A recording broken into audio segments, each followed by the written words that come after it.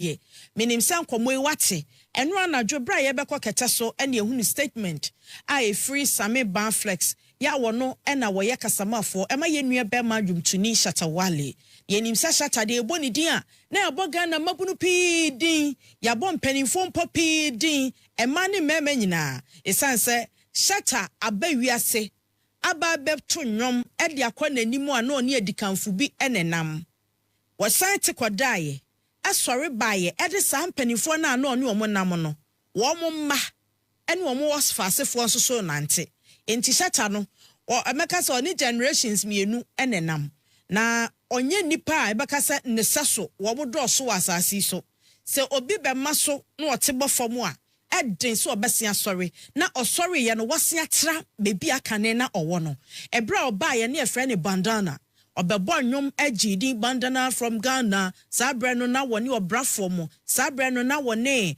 tiny mo sabre no na woni adwumtufo bi kekefo sumo bre e na ono omo hyase na no omo to nwom enti sabre no ne yenim Shatta sabre no yenim so ye Shatta yes bandana ode bebo nwom afei na ye ntene nka bio as usual Ghana de ye nte nka bio a sexy tiny crazy ni din so ayira na ho abio enso kane no kankwe oti anaje se baby awu ene ni din akofom sabre na Shatta gina ne naso no na sa na tiny mo nso se ye nte wo mu din no na wo mu gina mo naso na so Shatta call fam no wasia sorry na osori ye no kra wa chen se de tete na wote no enso ema oye exceptional e wo ne nwum to adwumam na osori no nso ema buru oni omo sorry ye no ono na kan say he's from the streets sorry street said wo mabrabo said ya ohye wo mon kran said ya ne nwom Kenya wo bi mani hu se ene ya menso ani da so ho se Shatta kofam no atimi asori aba bedu bebia wadu ya na se menso me ye be ye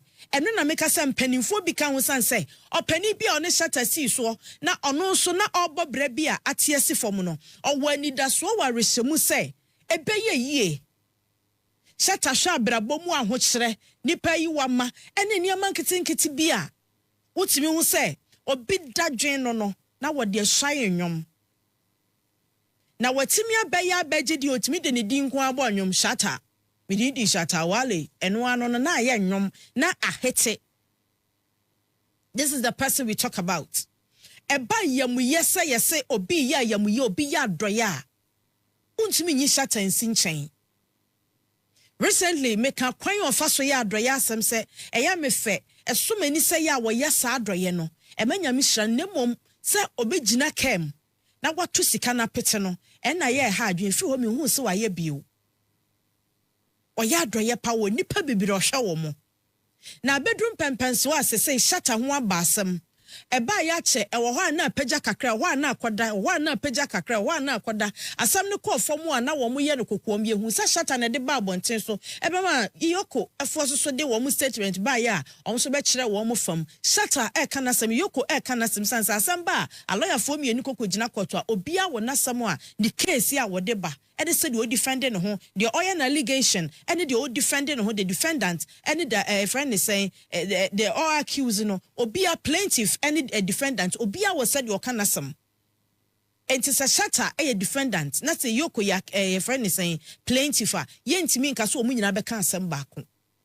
and ye ntimi nka so obi so twantro at the end of the day be hu no kre wom na eno anadwo na Same Banflex e boy amane say and sembi ani namu mframamu ani adike hu se some media houses at the post bia babontin so omo kyerese ya Shatta ewo EOCO office ya wo mu di nasie wo mu nya na mana nkofie Same eba betenete asem no na se de be ya menu mienu ye better from the side of Same EOCO emma bontin so those media houses kyerese wo mu nyomo conk information at the free EOCO. That's another case. Na sesi ayi de Same flex enso teye ene de ono nsusu na wodi Shatta Wale achi one ne koba sesi ameka se ohwehwe Same a owo EOCO officer okwa akwhwe ko befa so obetimi aboa Shatta Wale yentie na samu a wodi amagana fosi makakra bi na yenkomra. Well, so on this platform it has become necessary that when issues come, especially around the Shatta movement empire, and people are putting out falsehood, people are putting out lies, and people are putting out all the fake information here and there, We take some time to educate, we take some time to inform, and we take some time to share knowledge. And those who care for the truth, we share them here on Samiflex TV. Therefore, with this particular editorial that I'm about to share with you, I'm here to inform you the official information and what is happening at EOCO and Shatta movement, or better still, what is happening between Shatta movement and EOCO. Because already I've seen there are some people out there who are putting out lies, including prominent or respected media houses, and personally I'm disappointed in many of them. Joy FM or Joy News, I saw their card, the kind of lies they are putting out, GH1, the kind of lies they are putting out. I'm here wondering, so what is their interest? For the individuals on Twitter, on X, on Facebook who are doing it, yeah, they can do it. Some of them, they have agenda like anti-Shatta, so to them, anytime something comes around the name Shatta, you know they will come around to fool. Yeah, so some of them, we are not even worried about them. We know they will come around to fool, and that's exactly what most of them are doing. And we are okay. Yes, when the time comes for us to take charge of those people and run them the way we want to run them, I'm sure those who are around would also witness and see. But for now, what is important is that we put out the legit information, what is official, what is right, and that is all. So from beginning, let me make it brief, very, very brief, as much as I can. From the beginning, Shatta has been out there and he has been vocal about this whole EOCO yellow Lamborghini saga. And according to him, when he bought this car and he was using it as his thing, reports came from EOCO that the car was linked to one Adubuahin, who is the National Signals Bureau boss, former boss, who is also dealing with the law over issues of state funds and all those things. Of course, when it was linked to him, Shatta proved to EOCO that no, this car, I bought it. Papers are here with me and all that. So initial stages, that was what was done. Car was picked up, but after he drove the car to EOCO he made sure the car goes to EOCO so that EOCO can do their investigation. 3 months down the lane, he wasn't hearing anything. Then he comes forward to talk about, this particular issue came up, that this and that and that. Investigation was being done about Adubuahin and the car. Nothing has been heard. So what has happened? That is why he came out to talk. Of course, when it happens like that, definitely, some people's egos will be bruised, and institutions wouldn't want some of these things to be done with their name or about their name, so their egos will be bruised, definitely, and some of these issues are likely to come up, exactly what we are hearing. Unfortunately, when that issue came out first, we saw a statement purported to have come from EOCO talking about the fact that Shatta Wale was having possession of a stolen vehicle, having proceeds of crime, something. In fact, a story that even till now, whether it officially came from EOCO or not, it is yet to be ascertained or verified, and that is also okay. We know when you live in a system like Ghana, some of these things you are likely to encounter them, and that is fine. So until yesterday, I think almost late in the evening, when an invitation came that EOCO would want to have Shatta for a meeting. In fact, let me even state emphatically that the first invitation was last week Wednesday. That was 13th August. When the first invitation came, but because of the state funerals and all those things, they postponed it to Wednesday, that is 20th August. And indeed, Shatta Wale decided that if an invitation has come for me to be at EOCO to assist in investigation, why not? I'm a law-abiding person, so he wrote there himself. He went to EOCO himself this afternoon that, okay, I've gotten your invitation, that I'm supposed to be here to assist, or for me to assist you guys in investigating the yellow Lamborghini and all, and some of its related issues.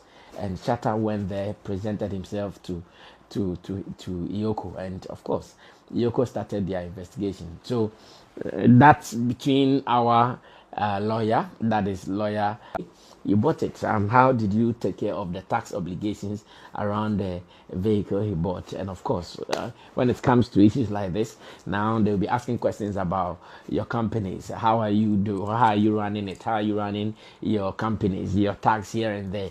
And these are the issues at the moment in contention. And trust me, Shatta Wale and his lawyers are running it, and we are sure going to work this out as early as possible. Now, what is more important is the fact that indeed Shatta Wale has been detained at EOCO because we went there late to start with. We went there afternoon, and going through bail processes definitely will take time. And we know how the system is in Ghana. When you understand the system, some of these things you are not really surprised by them because you know how it works. So now what EOCO is demanding is that they still want to have him to investigate the car and the tax and all the issues around his company and all that. Therefore, before they can continue with the process, they want to give him bail, and a bail of 10 million Ghana cedis, with 2 sureties have been placed on the issue as it stands now. And I can promise you that management and legal officers of the dancehall king, they are working feverishly on this, and hopefully tomorrow we are sure going to, or hopefully Thursday 21st August, we are sure going to work this out for everything to be okay. As it stands now, I know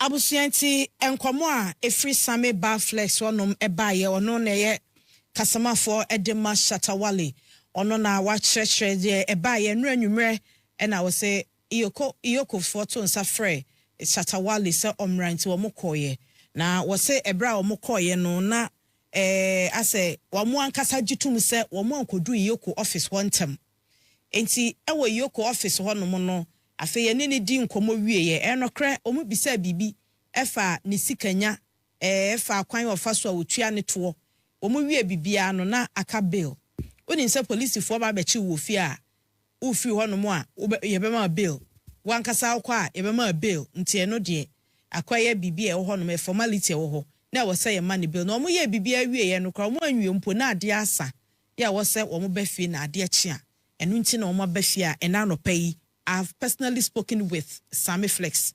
And now my friend na onam kwaso akakakra bi na wadu office. I'm sure say by now wadu ho no mo a na omukwaye ntutu yese da bi ombetimi agyan Shatta Wale. Waka bibi edifa asamo e wo ho dada. Ya wo mo eka ne kokko mo abese 3 months. 3 months na Shatta wo ho no mo na ekanya ne se oba bebisa asem no mu abonten. Enti obisa asem no wo badwam e wo social media EOCO 40 ye no mo so asa ebere wo mukuru. Ene mo omo so betro de sese omo tro de ba abonten so eno na asam na wo ho a enu omo from so omo mra omo call ya editani Shatta Wale tie sami gitum se EOCO frɛ wo mo no Shatta Wale ni team no ankodu EOCO ho ntem enti bra nkomodie ni formalities ni nyina akɔwie no na ade asa tie betimi ama ne bill ama na bafie patcho fa no tu trim wo mpaye bi a na wabɔ e de ama Shatta Wale se de be ya the offer mu nyina mu no Yakopon be mana stay strong na enha no na dwendwen ni ade na bibia be kwa wie no beba fia be ka ye nyina yensa enti Sammy Flex ono eno ye kasamafo edema Shatta Wale. This is what he has for us, so we are waiting and now no pay a wo mokɔ EOCO ho no ye twen de besi na de besi bia no ye so ye de abre mo ama mo so mati bia fe ye bedi de akire nkomo na ya hwɛ de EOCO. Of course Shatta Wale enye ni paketo a Shatta Wale ye ɔman no asset enti sɛ ne ho ba asɛm a ɛwɔ sɛ oti na oti ase yie efiri na hyase kosi na wie ye na sɛ wugina so asigina na sɛ also do commentary bi ba wo hunu de sɛ woka medɔfo wo pɛsɛ wudi nkomo ni bia fafa 0598 9888686 0598 9888686 ɛyɛ WhatsApp number Mr. Yemfrɛ wo so WhatsApp number enti fo adwenkyerɛ fa sa line no so na yenya na yenkanka ho afi Facebook no so Angel 102.9 eno so blaze wa opesa wutie Sammy Flex enkomo ni bio no okọ live stream ni mu a obetimi akọ kakra bi no akọ akotie ye di statement Sammy Flex wie no so or the statement by Nicholas Patriana the statement na to so amame no ya written statement ya wode to on Facebook and other social media ema ye hu say asama okaye no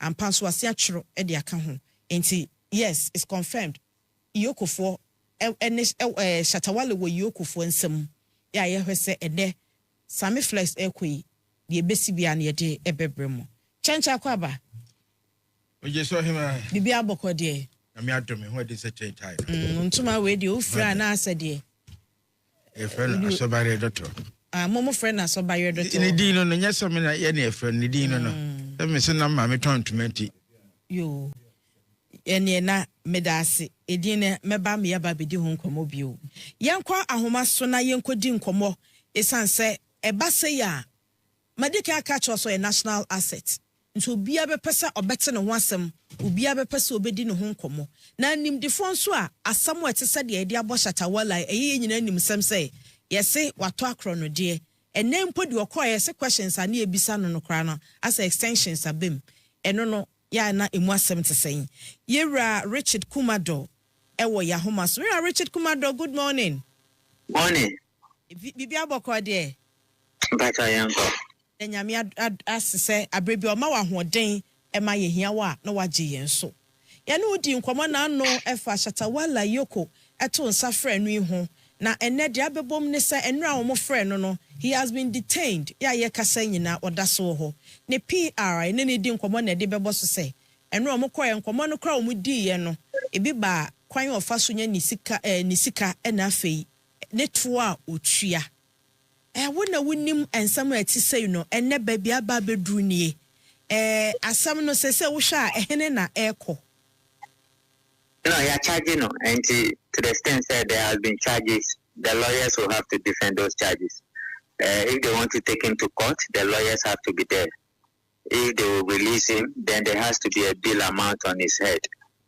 and see that is where it is when you buy a stolen goods you and the original thief you know you have difficulties and you have questions to answer. But because of your yenya, sometimes you tune for media, he doesn't listen sometimes. First time now, issue ni buyer. I was on TV3 and I'm tune for, but he didn't listen. Could you have imagined, say, the first time the issue came, Shatta Wale should get maybe an now or his PR and write that I bought this car genuinely. I didn't know the car had an issue. It has become clear that the investigators are looking into a crime issue revolving my car. I'll cooperate with the investigators and I believe in the judiciary and trust that everything will be done properly. My lawyers are handling the case. Then you go home and sleep. Yeah, but wouldn't that one be better than go on there to do the kind of things he did in the past? Because I have said, when notice is served that you are being investigated, you look for your lawyers, you look for your PR. You do not dictate how the investigation should be done. But look as if he was determining how the investigation should be done. You see what has happened. So it should be a learning to many of the celebrities we have. Years back, I used to teach celebrities how to do due diligence on many of the things I do. Because of Yenyan Shatta Wale case, I need to go back and start teaching again. Until that is where we are. Okay, and can we say Shatta ba out? Nesam na okaye no. Ebetimi enya effect and say influence be the ongoing case no so. Many about when you are being investigated, a notice has been served privately or publicly that you are being investigated. You do not dictate to the investigation bodies. Number 2, you do not put up an awkward behavior. Number 3, you do not go out on social media and start ranting because you're investigators. First questions now, you don't know why we are asking you those questions. And that do not mean that is the only questions we'll ask you. Now say you are being investigated in relation to a particular car. That do not mean that the whole investigation will be sentenced on the car. It is with the investigators who decide at which point do we escalate it and at which point do we leave it the way it is. So I have been advising celebrities, when notice has been served that you are being investigated, you do not dictate to the investigators. The best you can do, look for your lawyers and your PR and let them issue a statement, a quiet one, and stay back. Then you begin to cooperate with the investigators. After all, we are a celebrity. And when they were going to tow the car, he was lucky. If it were to be some other people, they would have towed the car and it would have been all over the place. But they gave him that privilege because he's a senior citizen and he's a celebrity. So we need to understand exactly what we are doing. So that this whole confrontation against one another, it will not be unnecessary because it doesn't help anybody. Today is unfortunate he had been detained. If they place a bill amount on his head and he could not meet the bill amount, then he has to stay there for some time. Then again, highway issue, the money laundering and the financial crime issue, you see, State Department is the one that is involved and the FBI. This is not a beef you have with Sarkodie or a beef we have with Stoneboy. State Department, America State Department. John Mahama cannot call Obama or call the State Department and say ABCD. This is a State Department and the FBI guys are here. So the stakes were high. And I was wondering why they didn't speak to any investigator or any private investigator or any due diligence officer like ourselves so that we could advise them what to do and what not to do. And we say, Enyama, or Obeke Kaya, Ninchemu, or Debaya, at your releasing Yum Kra, except of this case, one Yum Numuno. A bet me I'm on a bad case this year. When you are being investigated, you do not dictate to the investigator. You do not put up an awkward behavior. You do not do anything that will jeopardize your investigation. And say so Cecia ya detaining no. Said ya woka say betimi ama ne bail condition e betimi aba so say ye man no bail condition bia Cecia ya de be court. No, within 48 hours. Within 48 hours. Within 48 hours, every offense is bailable. Table number 1, number 2, number 3, number 4. And every offense is bailable. But the state say wadaho nature say you're charging them with certain specific offenses. And once you have been charged, there will be bail amount on your head. Bail amount in a bag, if it is too much, you have to negotiate or you go to court and ask for a review. Okay, and yana Cecia yakasai yate say Shatta Wale fans and I'm so omoko EOCO office they are going to so they are no say lawyers can say nobody should get there. Akwa call for the release of Shatta. Will you say no the lawyers said in the case no the lawyer said nobody should get there. So whoever get there, I don't know the decision EOCO is going to take, but the lawyer specifically said nobody should come there. They are in charge and they know what they are doing. If they go there and create a problem for him again, he's on his own. Okay. Cecilia Yat say the 10 million. Your call has been put on hold. Please wait. The bail condition. Your call has been put on hold. Please wait. Say yentimi ene nwie enkomo but Cecilia de yatia ne say the bail condition number 10 million Ghana cedis eno ne bail condition na tie Ghana yakase mo obi baila yanka se kofesika no bra was securities mba be ba bail no ye be hu say ye hwehwe Shatta na ye nhunu a ye be bo ne ka 10 million sa 10 million wo sa nipa no a wo ba be gina mu no ye hwe Shatta na ye nhunu na wontumi mo nipa ma enti abaji sika na fiu ho enti awose ye hwe wachi hu say 10 million wo bi da ho ye kase obi mfa landed property mra ye fie ajapade a ye nim say ye bu hu konta ye ton a ebetimi atue say sika no enti nye sika no a ekura Shatta ankasa se Shatta wo bi na de obema ne bail no oni bia nipa ne ntimi ma Shatta bail ena say ya onu ankasa nso say anya ne say self recognition bail so onu ankasa betimi ama ne ho bail a eno so wo sika ne da ho kra a ontimi mfa anya bibia ama ne ho enti ye hwe se Shatta benya adofo a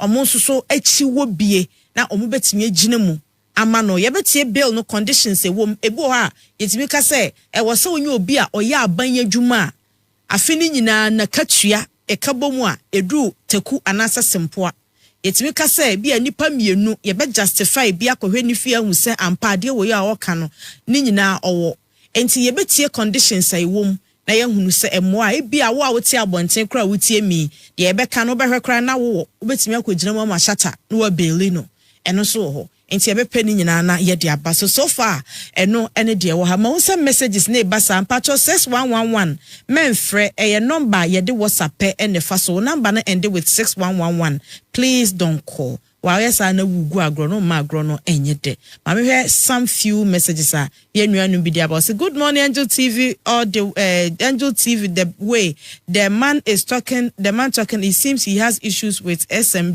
Dada. He has his right to express his views. Ono so ne dia wo dia ba no o se lawyer no momo a okasa no ohunu ni say o bibi tia Shatta Wale na one year no say Ghana lawlessness country all this while they didn't see him working and all that. Where is Woyomi and Opuni? Or this is foreign investigation. Nana one, yes, this is foreign investigators. Ya womoye na omo collaborating with EOCO and other security agencies to carry out the operations. Hello, good morning to you all. Thank you for your good job. You are doing the good job you are doing for Ghana. I like 3 or 2 days. You told us that the car is turned back to Shatta. Now particular, I'm confused. How can we understand this? I'll be happy. Obi Kacha will say assign the car na Shatta and no memente, but the minimum say case no cromon kanye, almost started crying kind.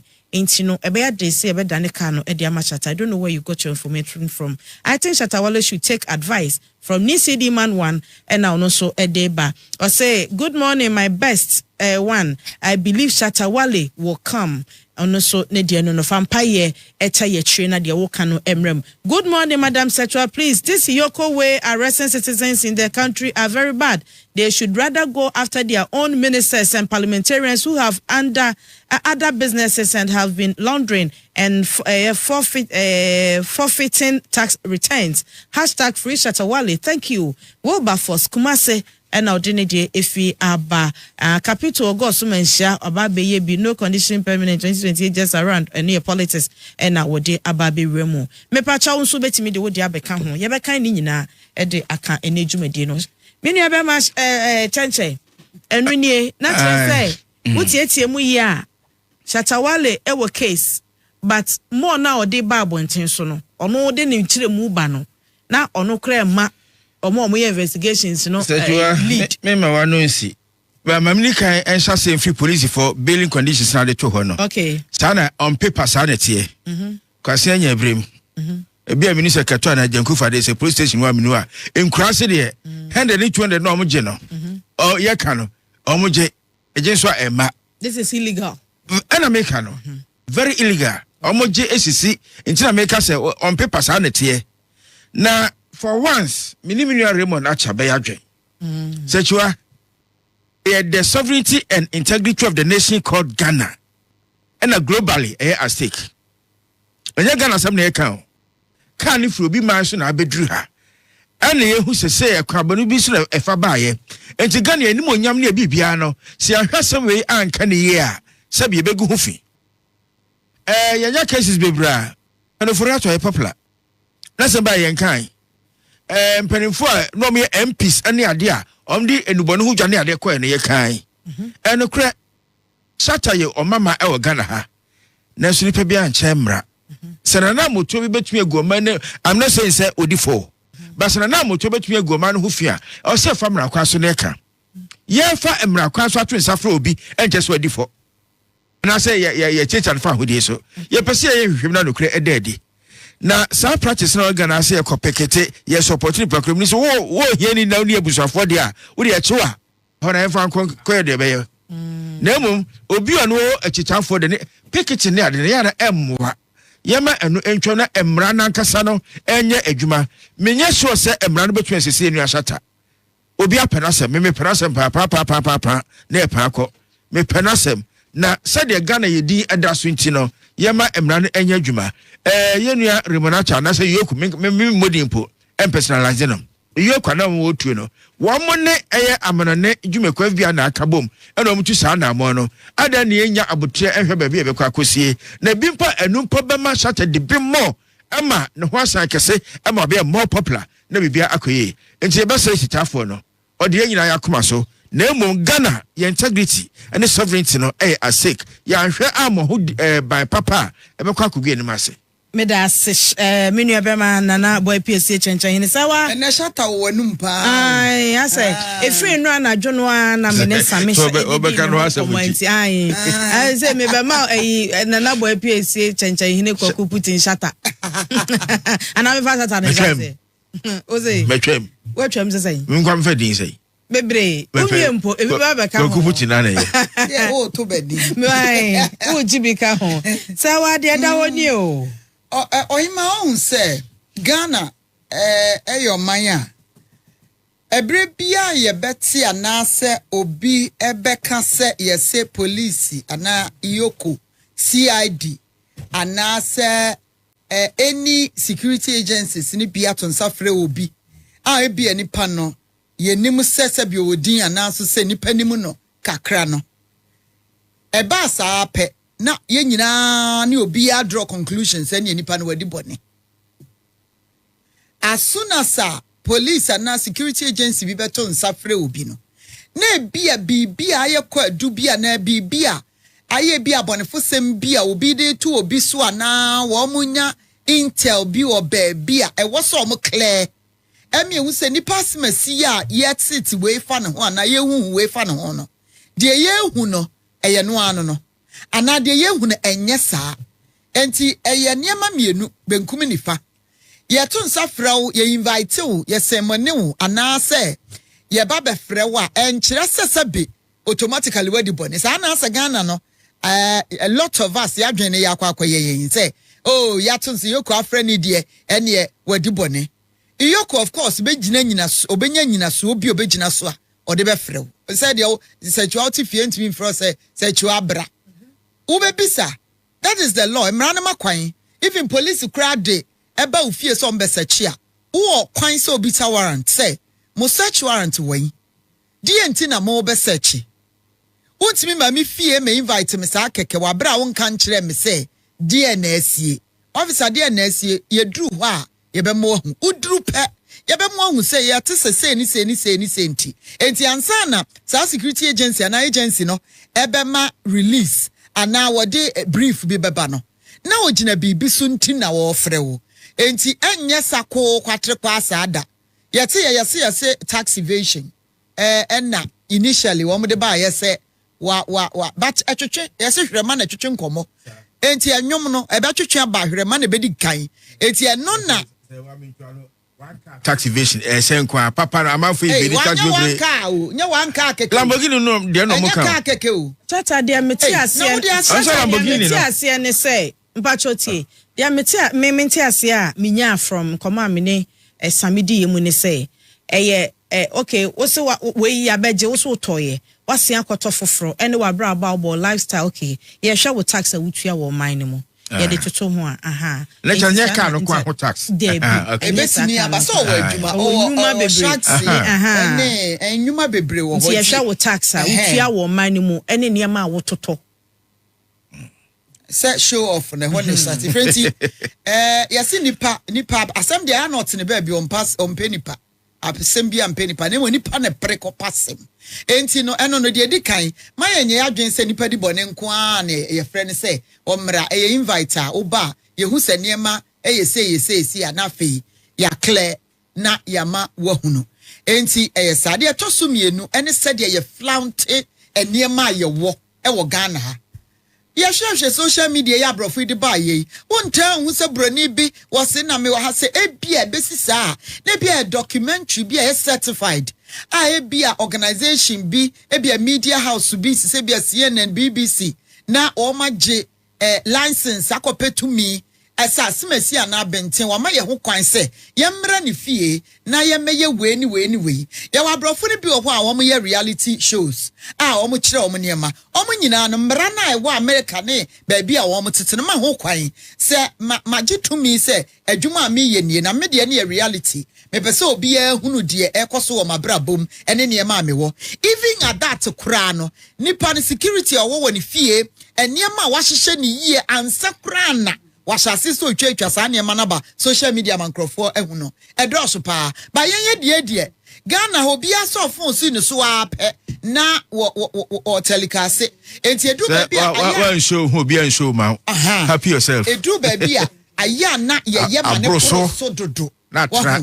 crime na won se nkrofo ne so bi wo ho a wo ma nipa edi wo machi wo mo odom di wo machi no bebre ne so bi wo ho no ma ye na wo mo ehu ne enu na ye na nigie won say most of the time na Shatta Wale or yes ano a uhu ani gie ni excitement e woni mu a wode ye enti ono susu se bia na ni gie a onya no uso omo no yeso ma brabo no mu ni ayonkofo omo ni enti ani gie a obenya ne bi no wotena ne car so even music video most of the time yes e twa enkrofo de ne ekosesa minim abrante bia ono obo asore nwum woni ka woni hwe enso na so anyum na wo bo nyame ashira me no akofo obi ka na nyame ashira me atwa wa akofo bi de kwa renters for no renters so benya bebre dia say why kan ye mu a sa videos no ni movies na ye no onfa wo awatade onfa wo bibia nya wo fie nya wo ka ye wo omo so omo adwuma ne say omo beye sa ne ma ni nyina omo be rente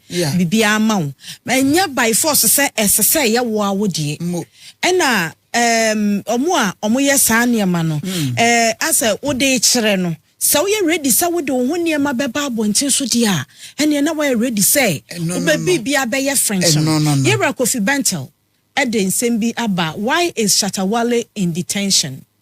Laws are made so everyone will be treated equally. Whether you like someone or not, is not a reason to apply the law differently to them. Here are the laws on bail. Bail must not be used as punishment. All offenses are bailable. Bail is to secure appearance of suspect when required. Bail conditions must not be unreasonable. No one must be held by any institution beyond 48 hours unless remanded by a court. Which of these is hard to understand? None. So why is Shatta denied bail? Is he a flight risk? Nacha so you be a jana who be dwane for mind mu ana. Enti we eye Kofi Bentel asamo a e kire na adwan obisa. Onso bisa na nya anu ya. Eji say ebewa. Sechua since when Kofi Bentel money other people who have the same stance. Since when omu who say all offenses are available. And bail conditions should not be unreasonable. Since when? Because it's Ghana ha yehubi bebre na se kwa de yehu bebre na sika ye de beto so ne se tie nie ya bail so na da so sheho no be agreement so you be meeting and they know enti ye be mo ahye hwa enti since when yanka samfa sa de we ho is it only because now it involves Shatta Wale. And now say, is it now because ebia apinchi obi, aka obi, enti. As yet your memu say na say man akwa say. Osho no an preamble na. Your kan ye no say eni kwan sa wo hwe say eni pass me say na so bentin na wa apply. Enti na da bia nso yesua de ye fa ne say de sisi ye nyina wanfa adesua no ama wa misa asem. Better late than never. I was say questions when ki ebisa ne dada. That should be sane every day. It is not fair. E bia no refi na no akai. Conditions bi wo ha. Ye de two obi so now say kind stories wa ha. Ye investigations. Ye de two obi so now be says hey oh. Enti wey. Which we say sha no person am nation. Am brako say ye da other shame because bail condition ontimi meeting ti ya bail no so obesa dem be 2-3 days. Eye detention na bi no. Eye indirectly detaining you against the law, but yeah, the spectacle be abesha say ya ma bail condition untimi meeting. It's this kind of comments I like them, Kofi, but let them keep coming. And can we see a static canon term because nipa be must suffer this if you must suffer wo ache. And you know sexual media no aya ye hu said ye flaunt ye niema e wo social media. Men ka say Shatta waye bone. Sane ye wo do niema atudwa wa na awo wa na adia onye obi abone. But oh yeah, no who say eni bi bedi wachi. What you say? Car na o car ba akope. Na make us a car ba akope. Lamborghini nya car ba akope. Hey, ya chicheche ma unim car sa Lamborghini ba akunim car so dodo. What you say? Enti anya car ye car keke. So recently on Ajagraja, area na omo chere car sa omo we. Ye hu bebre Rolls Royce. Yes. Ene dia bebre. Enti aba ne sa na no amwadwe aba so se enkofo bi te baabi omani di akire. Se wa metwa obi anhu yi.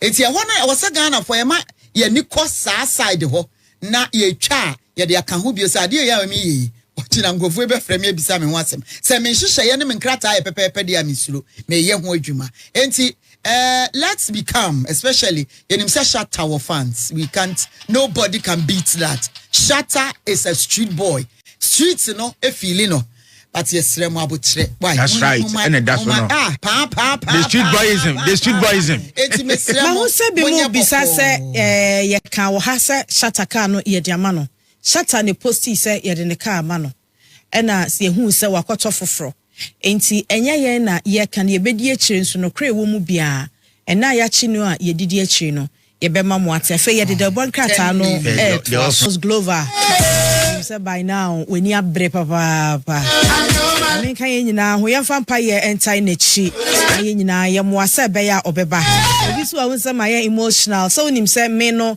nemafo nyomo a ti say no I love music but fa ne Shatta we mu no I love them me do womo nyom but I'm so much in love with the Daddy Lumba Kwadwentwi Amachi de demo no more enti sa man so train no I am not part of it. I love all of them. I love Shatta.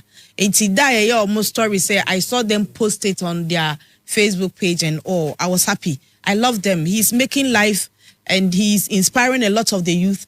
And so why not? Or na meka so ye asset more minor. Enti it's not from be emotional say mera ho ana mani age na say ya che oyonko kokko ye ditani oyonko na say oso wani age na wo bosa ene na be ma wa ye nipa kan ana da bi ya che obi ho ba asem a o say u feel ma no sanse nyina ye nipa enti no let's all be emotional for Shatta at least wa to nwuma ma wani age da at least so you be papa or you be ba any ade free Shatta Wale na ni CD man no minim ene nwuma opese obo ma o de pa sa mini ebe ma you are 05 SM for life on the enen kwankro de betu ho ena abase abusia ye hwe de bon krata aba no na fe ye fa de akanto aso Daily Post they shall say ene anopay okay asa na obesa se no ya te so ye nua be ma opem so GH akodu EOCO ho enti ene no nkasa kakra bi opem so akwa aba o mejo so mini aba ti ameka sai ugina hene poten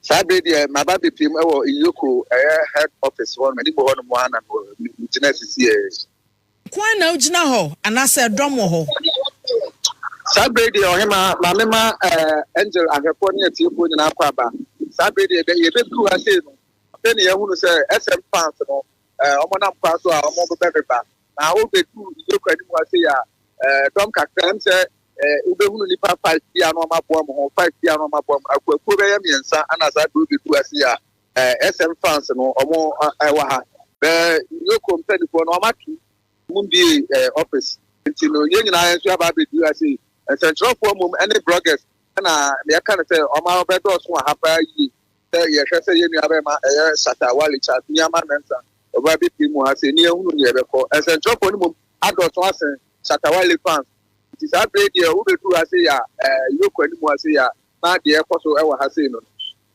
say na wo identify wo mo eya wo mo atade a sho mo na ma wo hu se o me Shatta Wale fans eya nkoma a wo mu die e de na ma wo de identify wo mo baby talent so mo no FM fans omo mo ha say akwaku miensa ni nyina no utimu se o Shatta ebi SM Nima ana ebi so SM Asama ko amaya no amaya mo akwaku utimu se apena mo na eba beba enti no omo mo gina say ni krampo no course na no mgudu a mo ye enti no entale o ma ho suo no ana ma yedi hu o mo say o mo ye SM4 enti no o hwe de ekoso wa say ya and o hwe akire won so a station na wo tema station wono mu na utimu say amanfo so tetete wono say de empanifo mbie mu ana ye hu say ye nua be ma Shatta Wale bia na say ta enti no ube duru anu abe unu so omotete hono mu a aga obi aka ne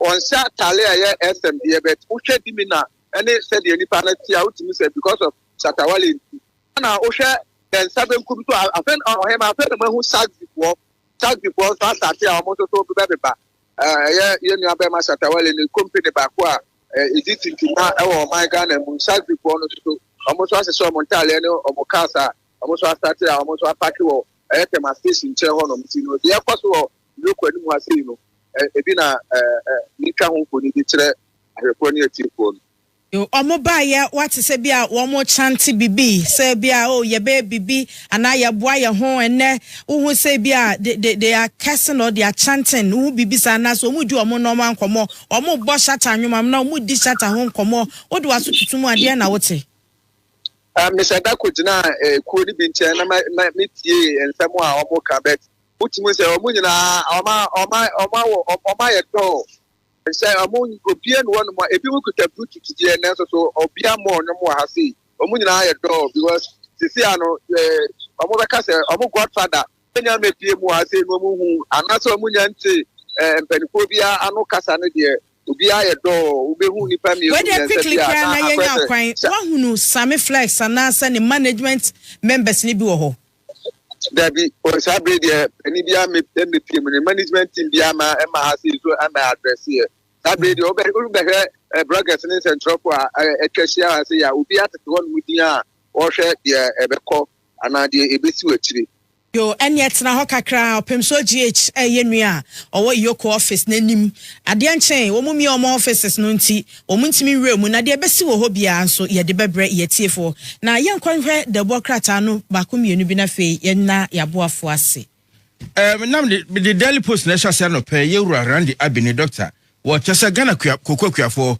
mu de muti yo abu adema mo ha no West Africa mo de na wo soro o chema ye hwe Ghana ni Cote d'Ivoire ye mienu na koko ye pema gan pa aha de seboto ba ku 64 kg no yes 3228 na 75 pesos eguso no so Cote d'Ivoire ye convert a be 2553 na 38 eguso na chese ye de no e wo soro na no so na se wa mente ase no ye de wo so si de na kuafo omo smogel e de kọ ho ekokoton nyamfa so se de ode ma wo no aha no e wo soro a almost again so Cote d'Ivoire so when born here. Once so how no bonus. So one your surprises na yes a wiper. Oh. Wiper. And ye de ne ya omso timi de biba e beton. Ye omso de ne ya ne so ya onti ye say wo e dey him. And ye wura Randy chese Ghana for de na de ma me fa krata wi ameneje ye. Ye wura John Dramani Mahama oni ma melody na omo shebo so be see asoda edu ama Assemblies of God. Nyame adom. Wom esi edan no e de akyese bosom se nyina da wom edi suma bibia ekoso na de ma mani agene se mesrem wada ye wura JDM aye da kuma nyame che New Covenant Assemblies of God de crowd ye si am ye mumpo asore na so be 60% complete ye plus tie ye nto tiles anim na akire ye penti bibi no ye hyehyɛ rivers no keka ho ye